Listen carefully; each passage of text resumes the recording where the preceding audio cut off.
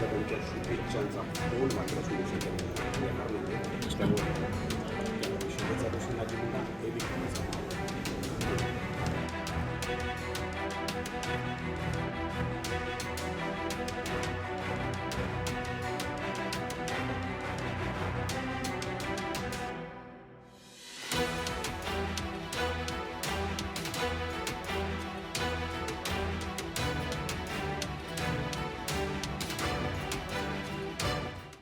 तर 15 जागांवर आपण आपली सभापती निर्विवादपणे निवडून आलेला आहात.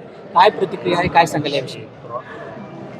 आज आदरणीय दादांनी मागील 5-6 वर्षात जे काही विकास कामाच्या माध्यमातून माझ्या मावळ तालुक्यामध्ये हजारो कोटी रुपयाचा निधी देऊन महत्त्वाकांक्षी प्रकल्प असतील, रस्ते, लाईट, पाणी या मूलभूत सुविधा गावात वाड्यापाड्यावरती राहणाऱ्या कुटुंबापर्यंत पोहोचवण्याचा प्रयत्न केला. आणि दादांच्या पश्चात खऱ्या अर्थानं माझ्या मावळच्या मायबाप जनतेनं प्रामाणिक आहेत, इमानदार आहेत आणि जो काम करतो त्याच्या मागे उभे आहोत हेच आजच्या मतदानातून त्यांनी दाखवून दिलं. परंतु दादा नाही आहेत आणि दादानंतरची पहिलीच निवडणूक आहे. नक्कीच आम्हा सगळ्यांनाच ती उणीव तर भासते, परंतु दादांचे आशीर्वाद आहेत.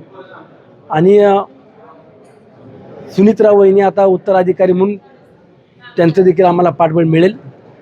आम्ही सुनीत्रा वहिनीच्या खांद्याला खांदा लावून खूप चांगलं काम मावळ तालुक्यात उभं करू, हीच खऱ्या अर्थाने दादांना आमच्याकडे श्रद्धांजली निवडणूक असेल. झाली की खरं तर तुम्हाला दादांचा फोन यायचा, प्रत्येक अपडेट घ्यायची, परंतु आता तो फोन येणार नाहीये.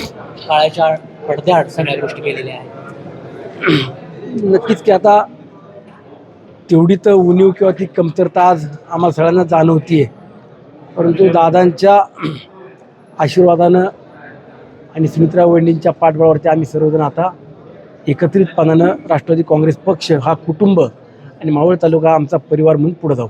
खरं तर निवडणूक सुरू असताना अगदी तुमचे जे विरोधक आहेत, जे सत्तेत आहेत युतीमध्ये, त्यांनी तुमची टिकटिक बंद करण्याची एक इशारा दिला होता, आव्हान केलं होतं नागरिकांना. निवडणुकीतला एक तो भाग असतो, प्रचारामधले असे मुद्दे घेऊन उतरतात, परंतु विरोधकांना माझा एवढाच सल्ला असेल की आपण स्वतःच्या व्यक्तिगत कुटुंबाचा विचार करून आपण सुरक्षित आहोत.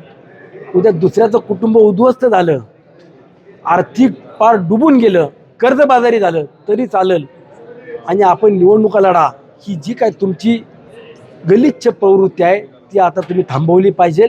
आणि आगामी काळामध्ये मावळ तालुक्यातल्या प्रत्येक व्यक्ती, प्रत्येक कुटुंब माझे समजून आपण पुढे आलं पाहिजे.